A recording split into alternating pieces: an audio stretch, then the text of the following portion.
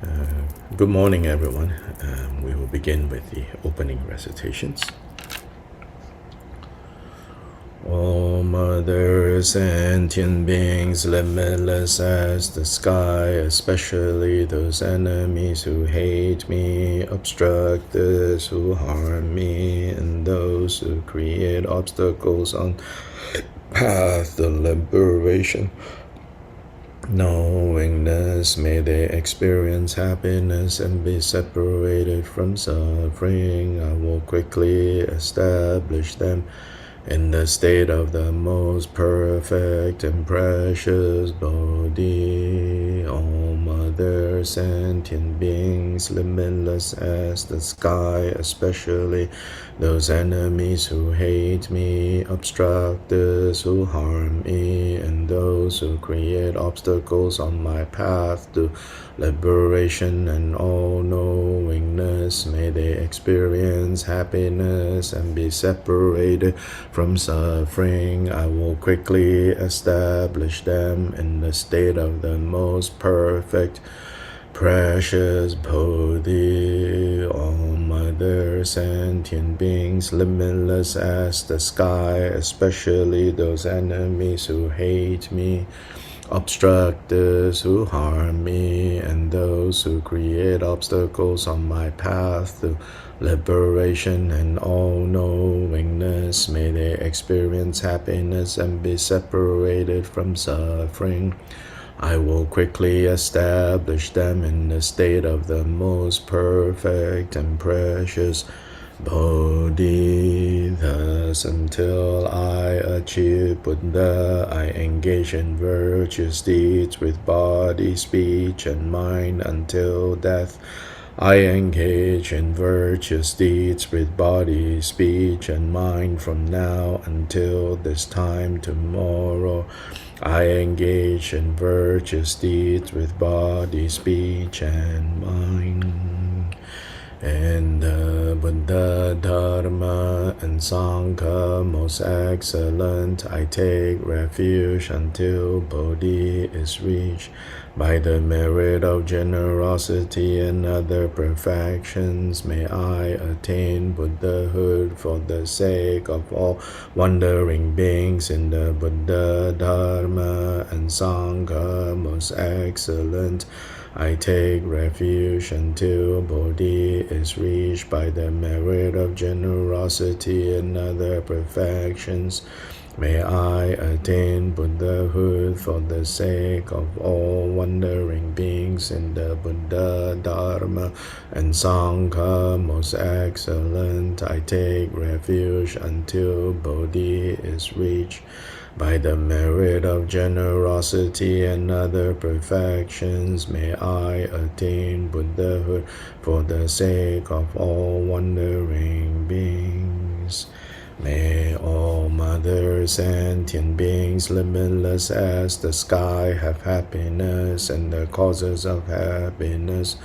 May they be liberated from suffering and the causes of suffering. May they never be separated from the happiness that is free from sorrow. May they rest in equanimity, free from the bias of attachment and aversion. May all mother sentient beings, limitless as the sky, have happiness and the causes of happiness. May they be liberated from suffering and the causes of suffering. May they never be separated from the happiness that is free from sorrow. May they rest in equanimity, free from the bias of attachment and aversion. May all mother sentient beings, limitless as the sky, have happiness and the causes of happiness. May they be liberated from suffering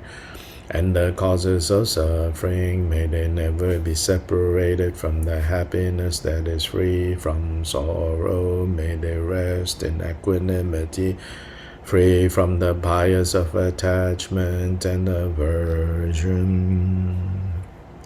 Lord Vajradhara Tilipa Naropa Marpa Milarepa Gampopa Pamudrupa Jikten Sumgon Venerable Root Guru possessing the three kindnesses, root and lineage gurus, idams, dharmapalas, pray, please bestow blessings on my mind stream, unequal refuge, ornament of the world, whose renown pervades 3,000 worlds, the undisputed conqueror Vajradhara. I pay homage to you, the Father.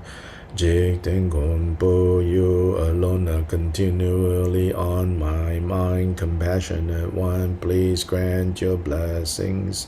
Dispel the darkness of my mind. Please bless me to realize the mind free from elaborations. On the northwest border of the land of Odiyana, in the heart of a lotus flower, endowed with the most marvelous attainments, you are renowned as lotus-born, surrounded by many hosts of darkinis, following in your footsteps. I pray to you, come inspire me with your blessings, Guru Pema Siddhi Hong.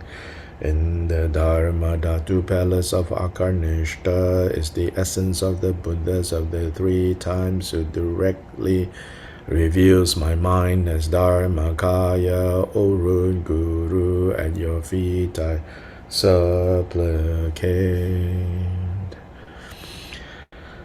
Guru Rinpoche, Buddha of the three times, great bliss, source of all siddhis, wrathful subduer of maras, who removes all obstacles, grant your blessings, we pray. Through them may all obstacles, outer, inner, and secret, be quelled, and may all our aspirations be fulfilled.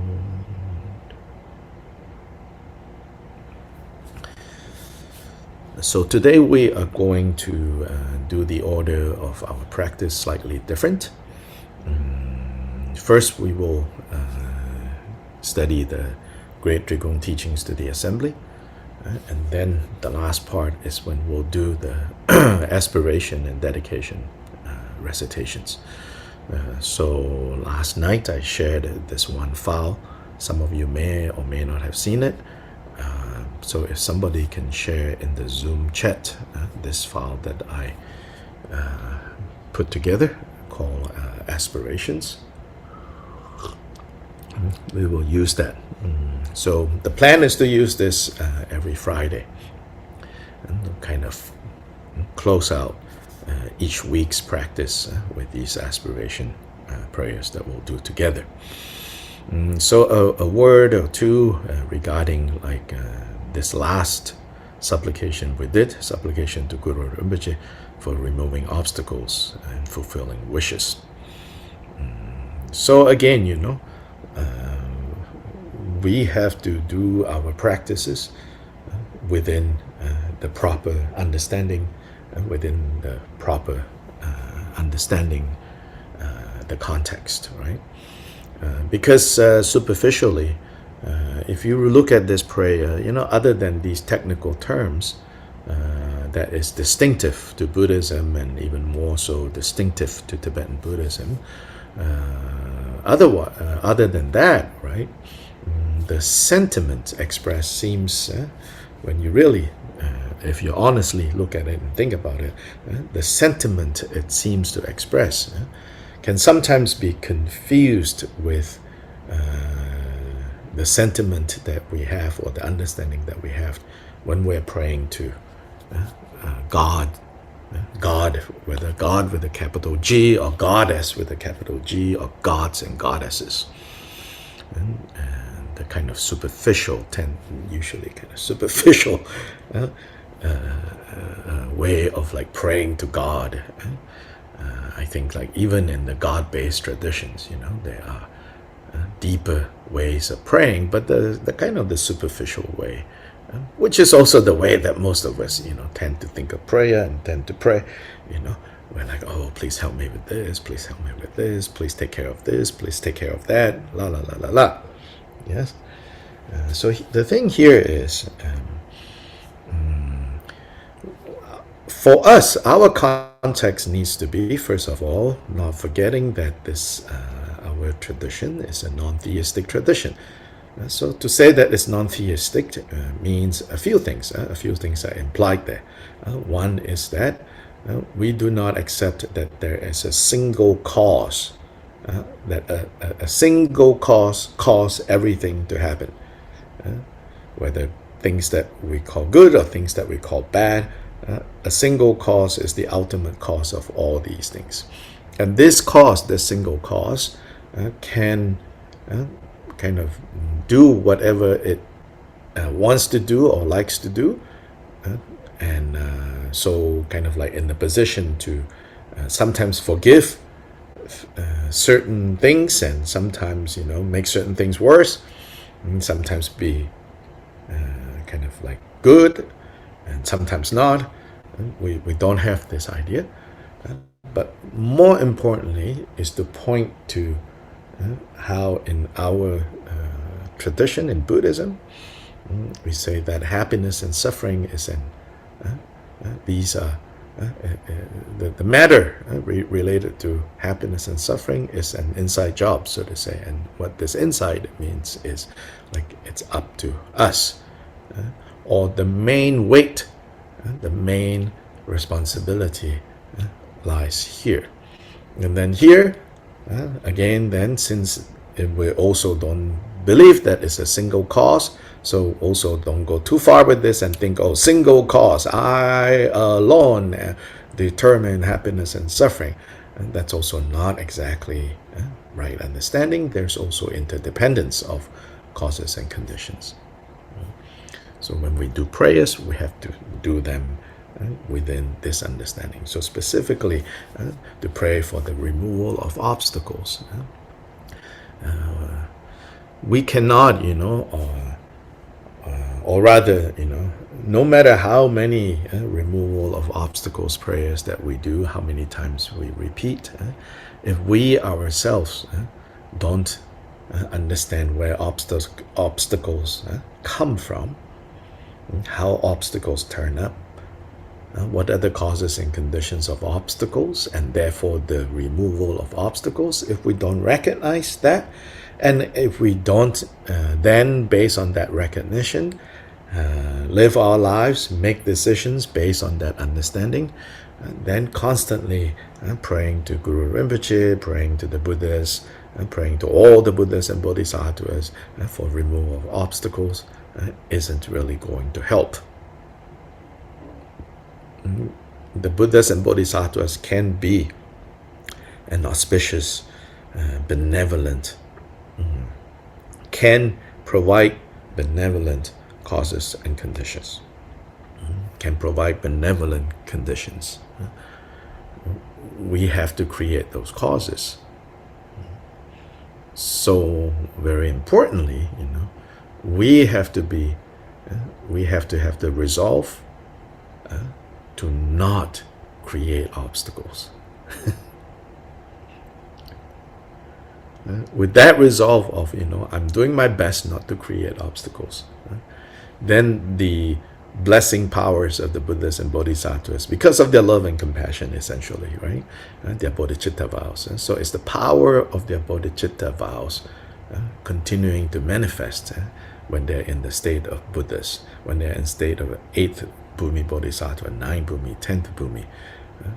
It's the power, the great power of their aspirations that are manifesting as conditions.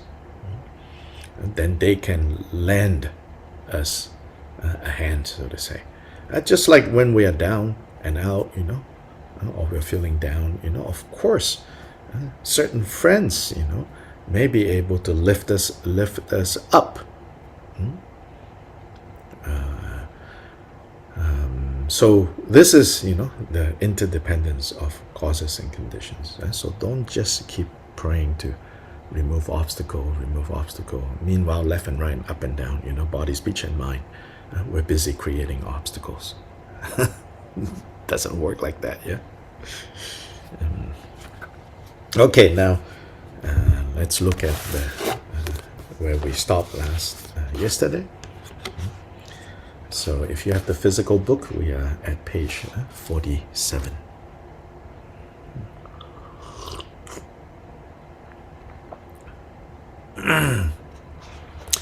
So here we're in the context of Kyoba Rinpoche, talking about how don't have wrong view.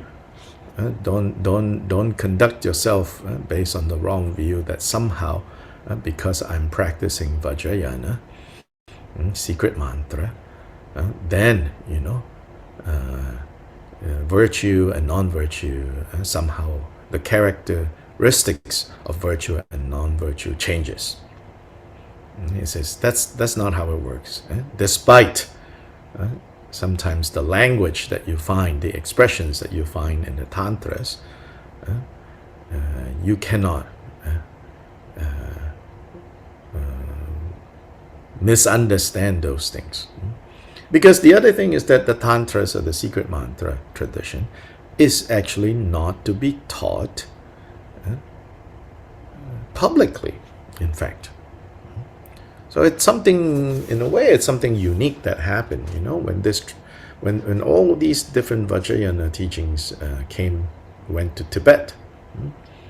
Basically, Vajrayana became something out in the open and publicly taught, in ways that in India, up until that point, they were still rather guarded traditions, not things that, in India, you don't have a Mahasiddha giving empowerments to like thousands of people. You don't have like people putting up, flyers or whatever ancient equivalent of flyers to say, oh, this weekend there will be a, massive empowerment and everybody come, It wasn't like this, in the how Vajrayana, existed in ancient India. But when Vajrayana practices came to Tibet, they slowly and surely became more and more kind of public. In fact, it became more and more public religion, which is, in a way, kind of odd. Yeah? So anyway, in the way that the Vajrayana teachings and practices were originally given, they were to be given to small groups of people, and to groups of people who have, formed a relationship, a trust with the source, giving those practices and giving those teachings. And there were small groups of people, sometimes living together, sometimes not. But the main thing is they were small groups of people kind of gathered around a particular teacher. There are movements from group to group, this flow around. We see in the example of like Marpa being directed by his main teacher Naropa to go receive transmissions and trainings from various different teachers. And some of these teachers don't seem to even have disciples around them. So, but what we can see from that very clearly is that none of these teachers had big masses of following, because the nature of this is that it should be something more private, more intimate, so to say, and definitely more private. But then lacking that, right? And then already it happened in Tibet. Lacking that, Vajrayana becomes like kind of public religion, right? And then eventually, basically, state-sponsored religion.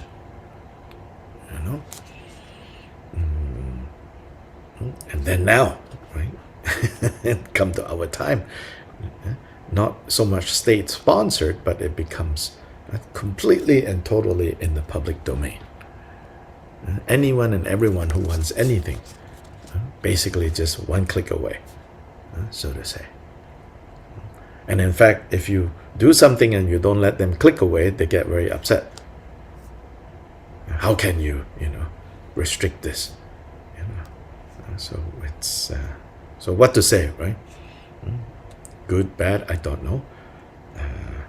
Anyway, Here we are seeing some of the problems that even in 12th century Tibetans were facing when Vajrayana became more and more known, and people don't necessarily know how to interpret, especially the language found in the Tantras, can be very strong and provocative and controversial. So actually no coincidence. And you cannot blame the other Buddhists who don't accept Vajrayana that when they criticize, because the language of the Tantra is very strong language, very provocative, shocking in fact. But then again, now all these things are translated, everybody can just click and read. Good, bad, beneficial, not beneficial, I don't know, So here, page 47, So in the context of talking about, how people interpret the Vajrayana instructions on what to use, what to do during ganachakra, during talk offering, because in many of these texts it says, you offer meat, you offer alcohol. Actually, they talk about offering a lot of really strange things, but not surprisingly, those other things they don't necessarily so readily offer. I'm talking about like bodily byproducts that nobody would go,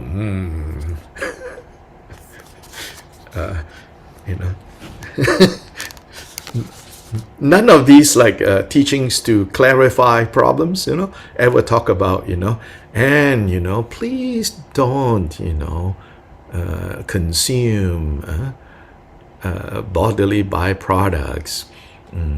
But please don't consume, feces and urine. It's like, why? Well, because nobody, would take that literally and try to consume.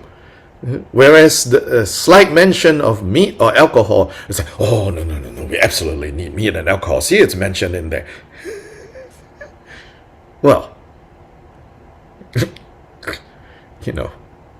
other things are also mentioned, but nobody is like arguing for, we absolutely need, urine, feces,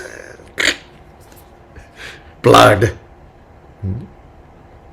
If anything, quickly there it's like, well, this actually means this actually means this, this actually means this, this actually means this, So you see, Gyalpa Rinpoche even in the 12th century, has to like explain. He says, therefore, either the real Buddha Vajradhara, or at least someone like the real one, is required to transform the substances of a ganachakra in this way.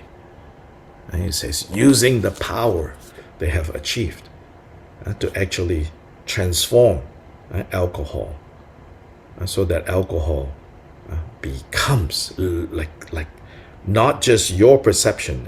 He says there, other people also can see, oh, actually, it has turned into something else. Yeah. So even, he's saying here, even Vajradhara,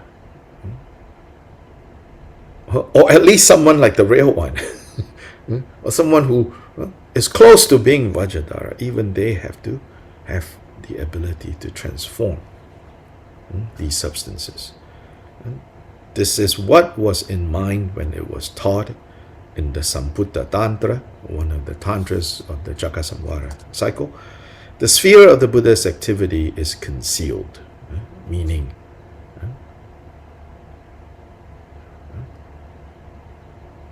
that as in the Vajrayana, a lot of the statements given, their meaning is concealed, hidden. Why is it hidden?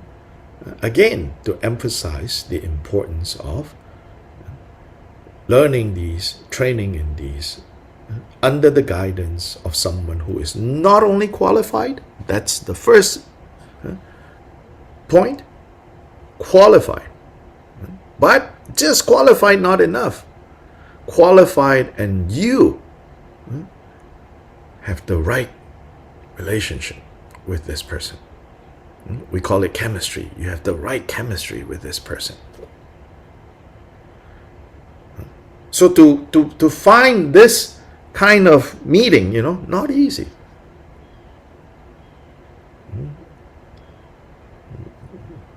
Maybe sounds like exaggeration, but to find this perfect meeting of someone who is qualified,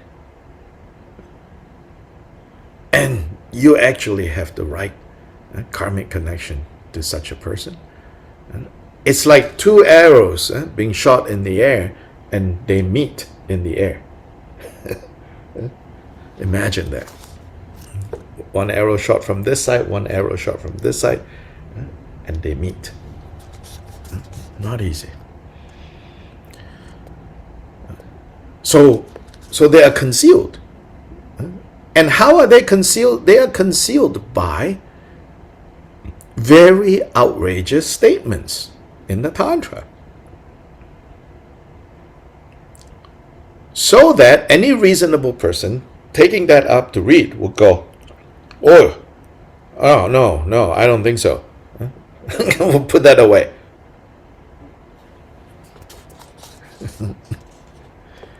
The sphere of the Buddha's activity is concealed.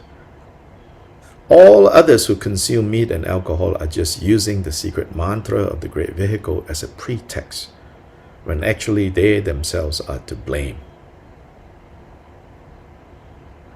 Also in this context, the critique that Venerable Atisha's Kadampas brought forth is justified.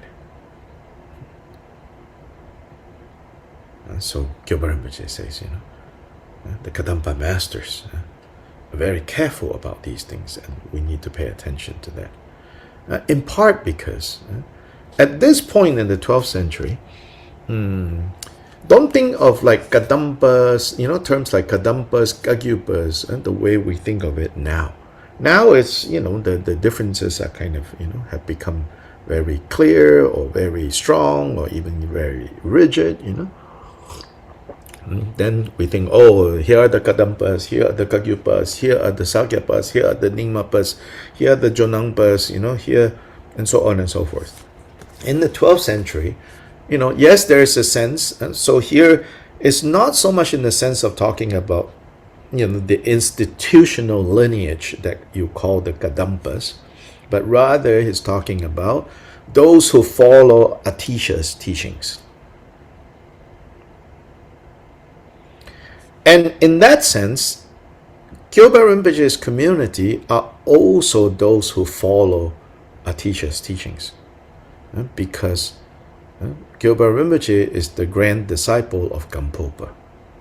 Gampopa basically blended the two traditions together. Gampopa was fundamentally a Kadampa monk.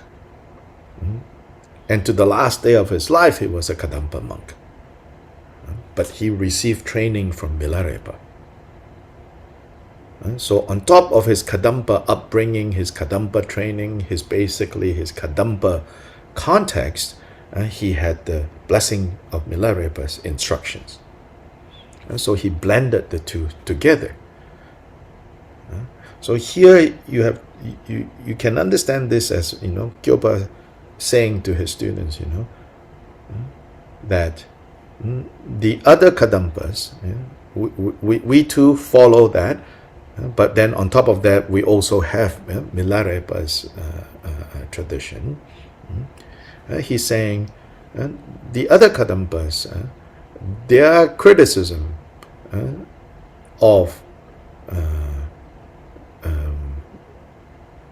wrongly practicing the Tantras is a valid criticism that we need to pay attention to.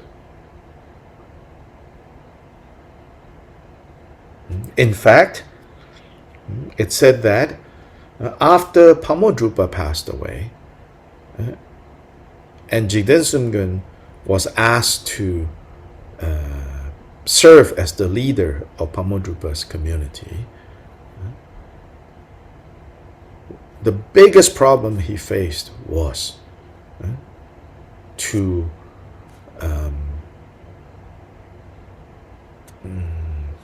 have better disciplined conduct in that community. And ultimately he left that community disappointed because he wasn't able to get them all to understand. And so apparently on one occasion, these others that were there said, we are the spiritual descendants of Milarepa, so we can just do whatever we want. In Milarepa's, biography, he says that he drank, so we can also drink. Don't stop us.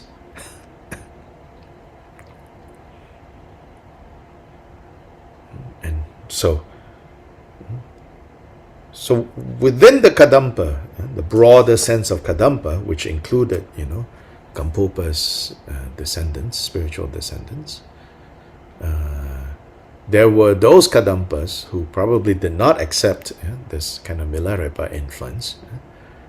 So they were criticizing and saying, you all should not do this. So Kyopa Rinpoche is basically saying to his community, those criticisms are valid. Don't get defensive, he says.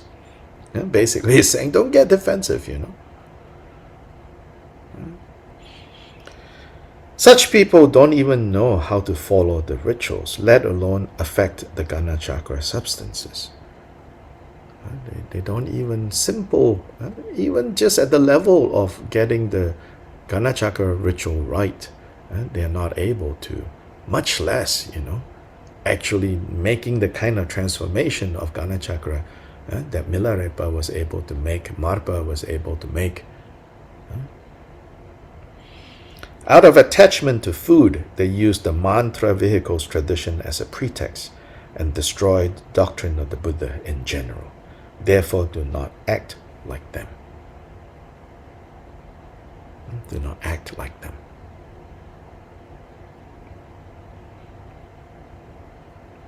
And so particularly, he's saying, don't use vajrayana as a pretext.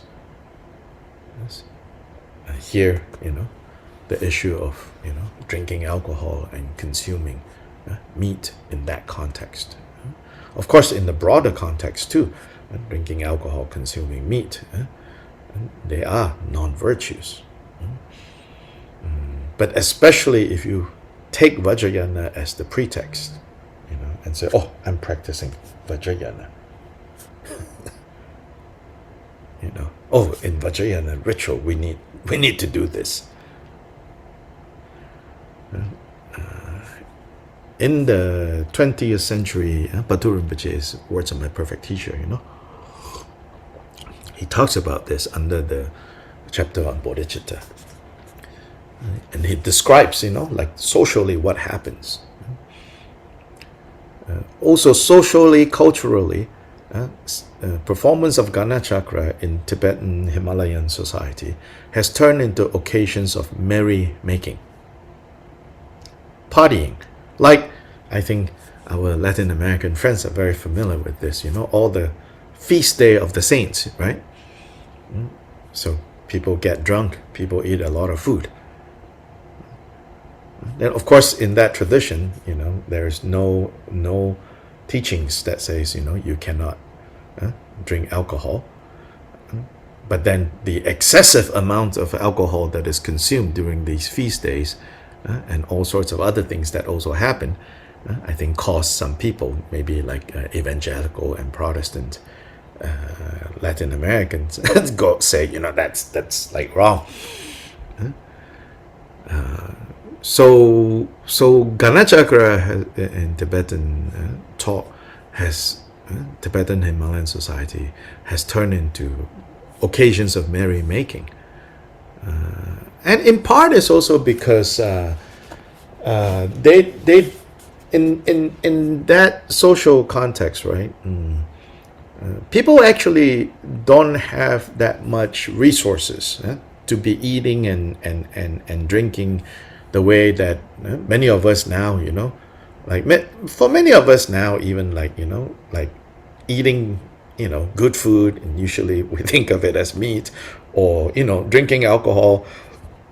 For us, it's like just, I think for many of us, it's just like a simple thing. I'll go to the store and buy some, And so we don't need, like Thanksgiving or, New Year or Christmas, to really like enjoy these things, right? So then we don't do it on these occasions as an excuse or as a pretext. But in Himalayan society, Tibetan society, until recently, right, resources are also still limited. And so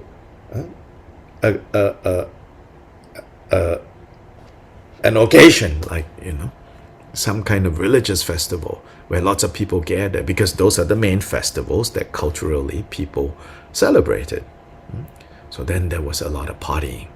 Basically, it became like a lot of partying. In 12th century, not yet, I think. I don't think so. It was become like this. But definitely, by the time Patur Rinpoche is teaching the words of my perfect teacher, that text, it's become that. So you can read there, he says, he says like, oh, these kinds of so-called talk offering is just terrible, he says. So much so that he says the livestock, sheep, yak, they tremble when they hear the lamas coming into town, because they will be slaughtered for talk offering. So Patur Rinpoche describes it there. Now, obviously, Patur Rinpoche is talking to people who obviously raise sheep, yak for meat. And so it's very hard to be vegetarian in the Tibetan landscape. So it's not like they are not, and he's not saying you don't do that. Elsewhere he does say, but in that context he's saying, but especially in the context of Buddhist practice, please don't bring in these things, because it's the complete opposite. It's one thing if your daily nourishment you eat, but it's quite another thing when you say, oh, the ritual requires this kind of harm that is caused.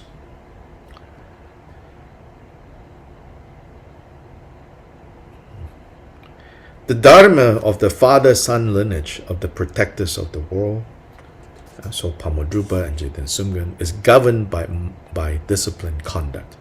Jikten Sumgon told how once, when Pamodrupa was giving an empowerment in Sakya, he even sprinkled vase water on a piece of molasses before he ate it, and it wasn't done for prestige. Therefore, people should follow the scriptures of our teacher, the Buddha, and earnestly strive in disciplined conduct. And so here especially, translating it as moral ethics makes it kind of a little puzzling, right? It's like eating molasses and sprinkling water. What the heck is that about? But this is part of monastic disciplined conduct. So the footnote, vase water, rung chu, not bum chu. Bum is bumpa, okay? Here refers to water from the vase, used to dispense water for cleansing and sanctifying food. A little bit off, I think. In the monastic Vinaya, there is something about you need to do something to your food before you can eat it. And so here it is not talking about like vajrayana, bumpa, blessing. So he's just saying that Pamodrupa, even in the midst of giving an empowerment, when he wanted to eat something, he did not forget, like according to his monk's vows, he should do certain things first. So eating a piece of molasses is almost like what we would say, like he just had a piece of candy, that he was going to pop in his mouth, but he did not mindlessly just candy. The water one is done in the context of like lunch, the main meal and kind of communal meal. Everybody sits down, so there's something you have to do with the water, with regards to the food. Here, this example given is saying that even in the context of, he's just having a piece of molasses, a snack, a piece of sugar, a candy, he did not forget that rule in his monastic vows. So this is what it's saying here. So today we're going to stop here, and with the teachings of the assembly. And now please turn to the aspiration prayers.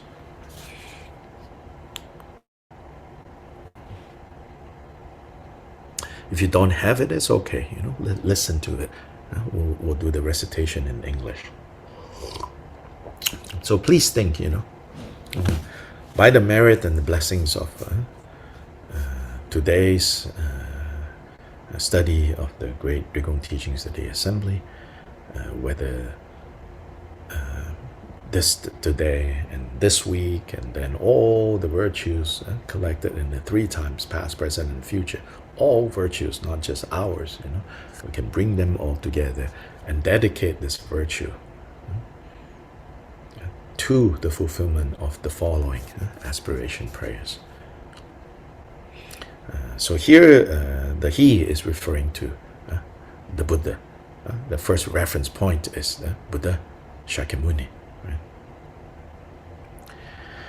He in whom all attachment and greed are conquered, all defilement gone, his mind at peace without harmful intent, he will bring you well-being.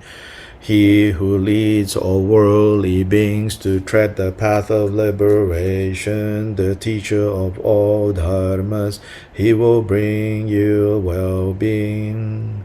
The teacher, support of wandering beings, who for the sake of every living creature brings them all to master happiness, he will bring you well-being. The protector, who with thoughts of love for all these beings sustains them always, just as he would his only child, he will bring you well-being. He who in samsara has been for all samsaric beings a support, an island, and a friend, he will bring you well-being. He who has laid bare all phenomena, who is pure and free from deception, whose words are pure, whose very acts are purity, he will bring you well-being. This great hero, who by taking birth with perfection attained his purpose and accomplished all his goals, he will bring you well-being. He whose birth, when this whole earth with all its forests shook and trembled, brought joy for every living creature, he will bring you well-being. He who caused as the seed of awakening the earth to quake in all 6 ways and Mara to feel despair, he will bring you well-being.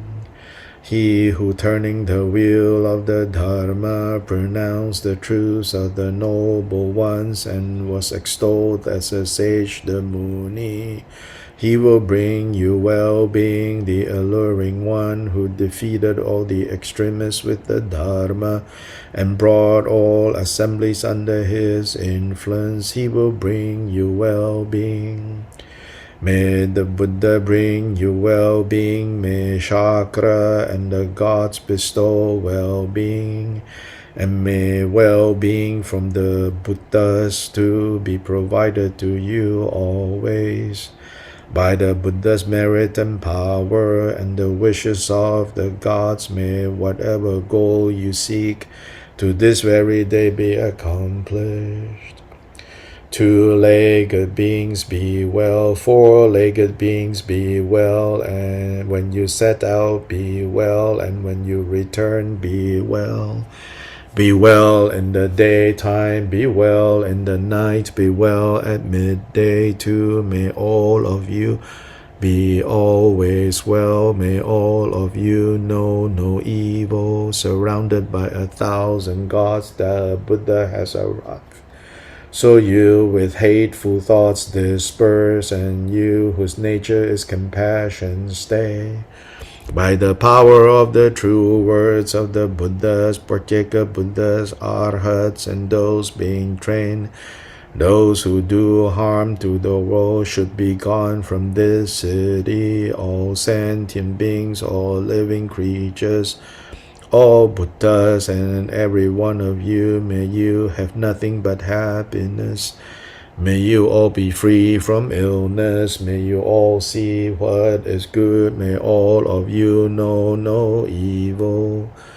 May whatever Buddhas are assembled here, all those who live upon the earth or in the sky, act always lovingly for human beings and practice Dharma day and night. The last one is an excerpt from the sutra called Entering the City of Vaiśālī. This next is the aspiration prayer from the destroyer of the Great Trichiliocosm, a particular tantra.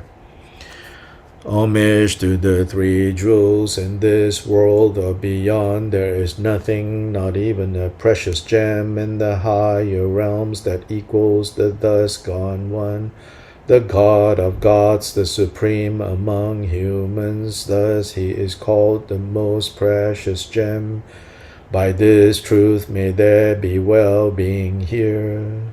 There is nothing at all comparable to the dharma of uncompounded, quiescent ambrosia, the uncompounded ambrosia of extinction and dispassion, discerned by the sage of the Shakyas through his knowledge. Thus it is called the most precious gem. By this truth may there be well-being here. There is nothing comparable to the absorption that perceives the vajra-like non-dual path, the manifestation in due order of what is most desired, the permanent accomplishment of the teacher's absolute practice. Thus it is called the most precious gem. By this truth may there be well-being here.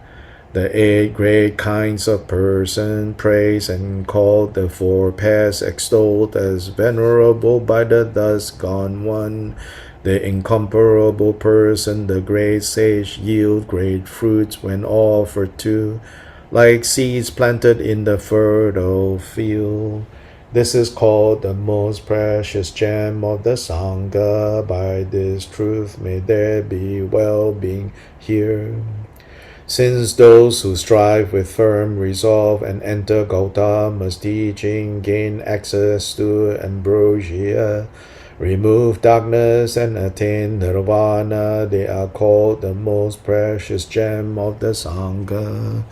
By this truth may there be well-being here. As soon as they connect with this vision, believe in the transitory collection, ethical discipline in the form of extreme austerity, and doubt are simultaneously cast off, and they see the truths of the noble ones. Thus they are called the most precious gem of the Sangha.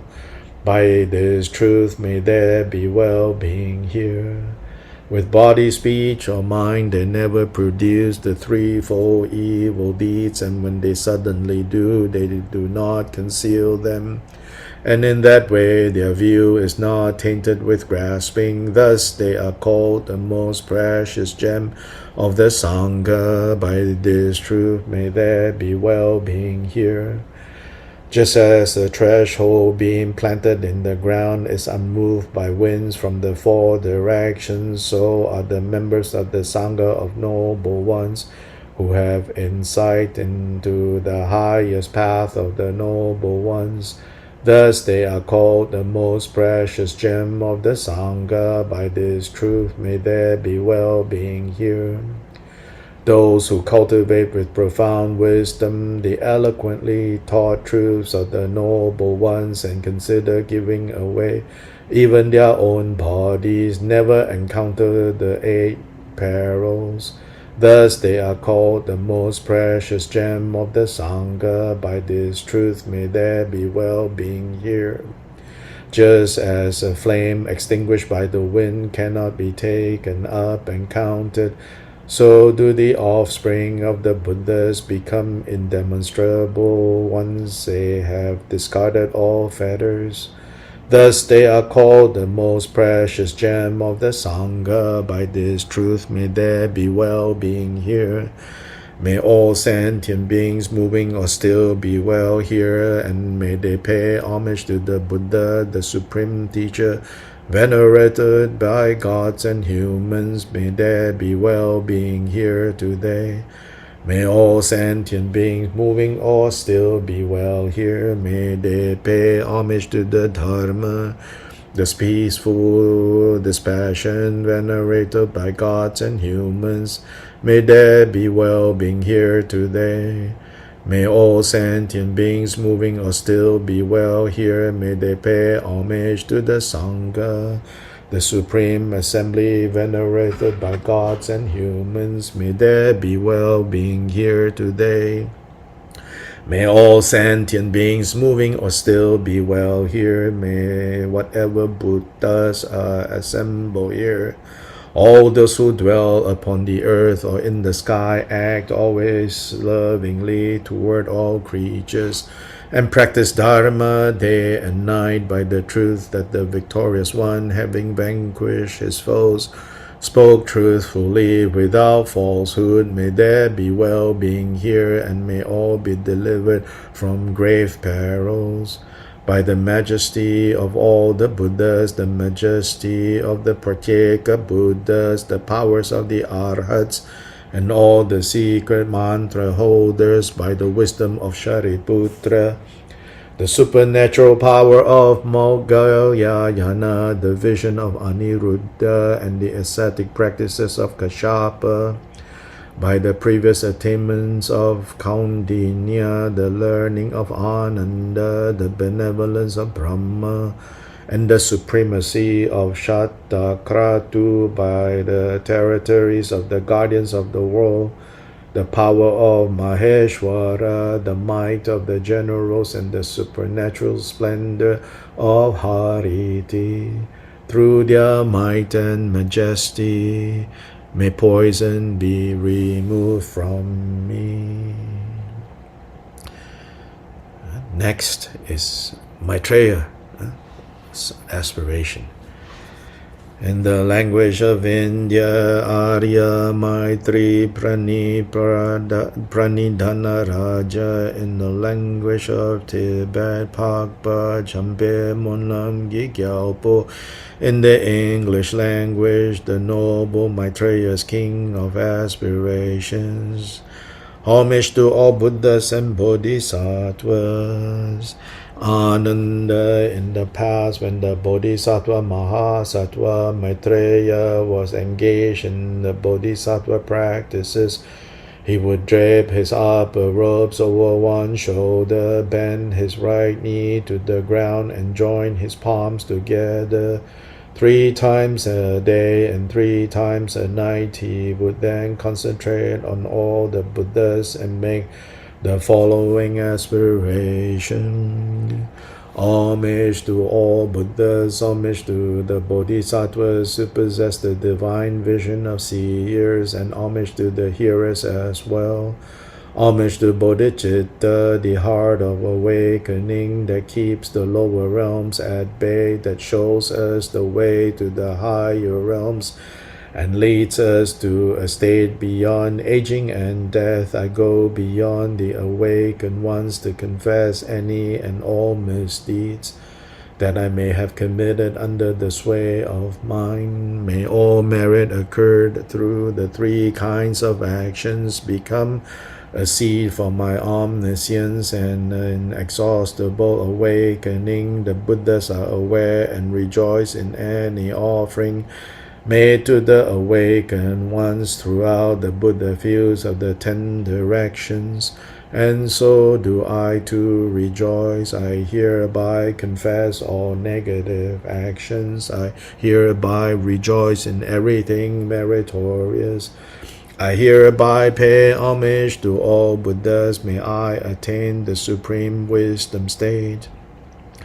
I exhort each and every bodhisattva dwelling in the 10 directions and upon the 10 bodhisattva levels to awaken now to supreme enlightenment, and as they awaken to sublime enlightenment, may they turn the wheel of Dharma, and so as to tame the demons and all their hordes and bring benefit to every living being. May the beat of the great drum of Dharma free beings from their suffering for unimaginable billions of eons. May the awakened ones teach Dharma and remain. I beg you, best of humans, look upon us, drowning in the mud of desires, bound by the ropes of craving, and in all other ways absolutely trapped.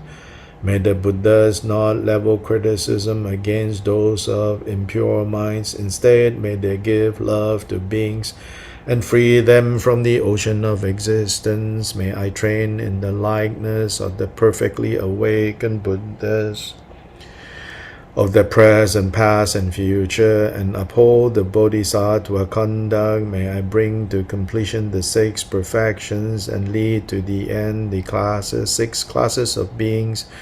May I manifest at last the 6 super knowledges and reach the unsurpassed state of awakening.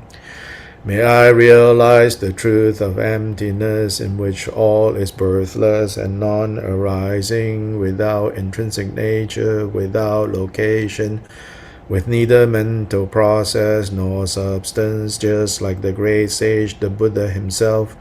May I realize the truth of selflessness, in which beings do not exist, nor any living things, nor an individual, nor any kind of person. May I practice generosity free from stinginess, without entertaining any notion of substantiality, nor any belief in the self or egotistical clinging, so that the benefit may reach all beings. Since material things do not exist concretely, may all my needs be spontaneously met. Since all material things are subject to decay, may I master the perfection of generosity. With discipline completely flawless, discipline that is perfectly pure, and discipline devoid of arrogance, may I master the perfection of discipline. With absence of anger, in other words, with patience akin to how the earth, water, and fire elements and the wind element as well dwell not anywhere, may I complete the perfection of patience. With persistent application of diligence, may I be ever joyful and free from laziness. And with strength in both body and mind, may I complete the perfection of diligence.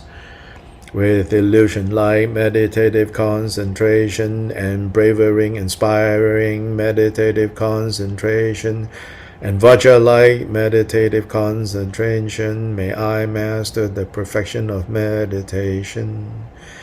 Acting with the 3 gates of liberation, with the equality of the 3 times and the threefold knowledge, may I master the perfection of wisdom. May I be praised by all Buddhas as I beam with light and splendor, and with the diligence of a bodhisattva, May all my aims be accomplished. May I engage in this very conduct. May I, the one known as Maitreya, bring to completion the 6 perfections and reach the 10 bodhisattva levels. At the very moment I pass away, may I joyfully take rebirth into Shita heaven, and swiftly delighting the Lord Maitreya, receive his prophecy of my awakening. Chanchu Semchu Rinpoche, Ma Ge Bong Nam Ge Gyuje, Ge Ba Nyam Pa Me Pa Yang, Go Ne Gong Du Be War Shung. Just to point out, this last verse is inserted into the aspiration and commonly recited as our kind of dedication after repeating Maitreya's own aspirations. And so we make the connection to be, say, joyfully take rebirth into Shita's heaven, and there meet the Buddha Maitreya, who is said to be there now already in the inner palace of Tushita, teaching the Dharma. So this is one way to quickly meet Maitreya, the future Buddha. Okay, so have a good weekend, and if you are joining the Amitayu practice, see you tomorrow. Otherwise, see you on Monday.